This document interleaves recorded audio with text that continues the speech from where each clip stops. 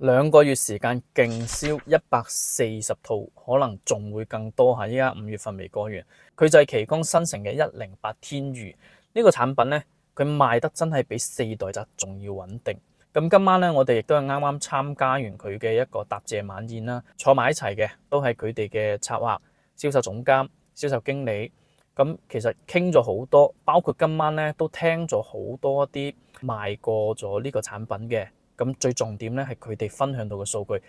我覺得係值得分享翻俾大家嘅。就如果你啱好又喺度關注緊中山奇光新城呢邊嘅一啲物業咧，可以作為參考。包括台灣的朋友們，如果說你們也是在關注中山，特別是不熟悉中山區域板塊的，不妨把這些數據作為你的一個參考點。因為這些數據可能你問別的人，他不一定能告訴到你，這個是真真實實買的這間房子的一些數據信息。首先第一個咧就係關於佢嘅呢一個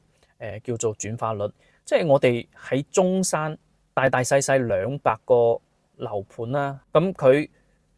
咁多樓盤入邊，佢嘅一個承單率，客戶嚟到100台客戶，佢可以去到有30台客戶係願意去埋單現場成交嘅。咁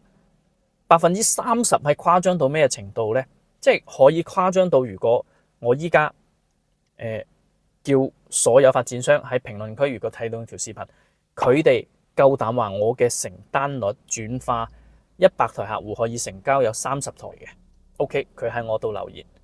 係咪？大家遲啲可以睇翻下多唔多？我相信係幾乎係冇嘅。好少客戶可以達到30%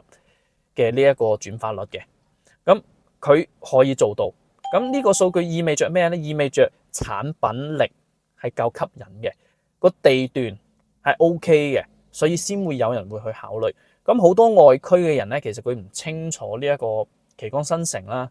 咁佢都唔知道奇光新城佢係一個乜嘢地方，即係可能外區人你過乜春啊，係咪咩奇光新城啊、珠江新城，我就知道。你奇光新城係乜嘢？但係往往咧就係同珠江新城一樣，佢係屬於一個新區。咁喺中山咧，其實已經大大細細佢發展咗有近5年啊。佢已經係定咗個新區之後，其實5年入邊咧，佢嘅一個好似利和廣場啦、盛景上風啦，包括翻我哋嘅石岐大信啦、大信金座啦，其實已經大家明顯感覺到經濟主體，包括佢嘅一個商業嘅主體。佢係慢慢咁樣往東邊去發展嘅，尤其是喺呢2-3年咧，大家會明顯發現富日城、Coco City， 即係Coco Park 呢啲地方嘅人氣人流同埋佢嘅一個消費嘅聚集係明顯高嘅。所以咧，其實呢一個奇光新城，佢其實就係喺我哋中山有3橫3縱啦。咁呢啲交通地段嘅位置，如果大家唔清楚嘅話咧，到時基本上你就可以留意翻，一係中山路，一係博愛路。跟住咧，仲有一個係長江路或者係我哋嘅一個喜灣路。咁呢一個奇光新城其實就係喺我哋喜灣道嘅一個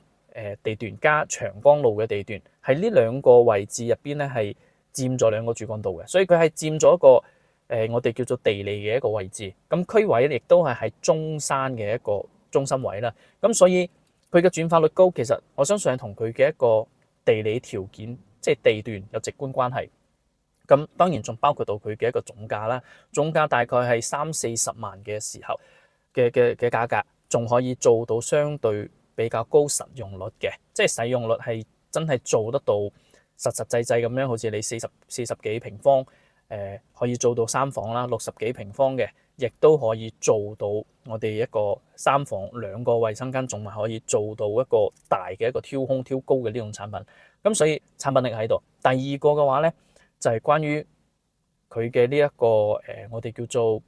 成交速度。呢張圖咧，其實你可以睇到佢嘅成交速度快到咧1個半鐘到2個鐘，佢就可以去簽單嘅，放禮炮嘅。咁我哋今晚喺食緊飯嘅時候，就啱好現場係當日過到嚟睇完之後咧，就現場埋單博取嘅。真係佢可以快到呢一種咁嘅成交速度。咁呢個數據咧，其實按照我哋嘅一個職業習慣，我哋可以判斷翻嘅就係事實係同啱先第一點講，佢價格真係滿足得到大眾化，因為佢係俾30% 嘅一個首期啦，跟住每個月供其實亦都唔多嘅，大概係去到1000零蚊度嘅一個月供，即係好多人係完全可以接受。咁佢1000零蚊月供，俾咗30%嘅一個首期之後咧，依家佢嘅租金嘅話咧，現場嘅一啲銷售經理啦，喺分享數據嘅時候，佢係去到1800蚊嘅。咁我即使我唔計佢1800蚊，我計佢1600蚊，咁你按照40萬可以租到1600蚊，即係按照我哋自己一除翻嘅嗰條數咧，大概4個點到啦。咁呢個點位咧，喺整個中山市場咧，其實你係比較難去揾到翻呢一個我哋叫做替代產品嘅。咁所以可能佢嘅優勢點係喺呢一方面啦。咁你哋自己計下，你哋如果話喺當地啦，即係包括台灣，我不知道台灣現在的一個租金的一個這個租金大概需要多少個點才算是比較高哈？如果你們有知道，也可以打在評論區。那咁講翻就所以對應翻呢個，我認為佢喺中山可以做到30嘅轉成交，2個鐘1個半鐘就可以即刻博取嘅啲數據咧，即係有翻呢啲依據喺度。如果後續佢依家係未有發展得太成熟，其實好多人咧佢去吐槽啦。咁其實我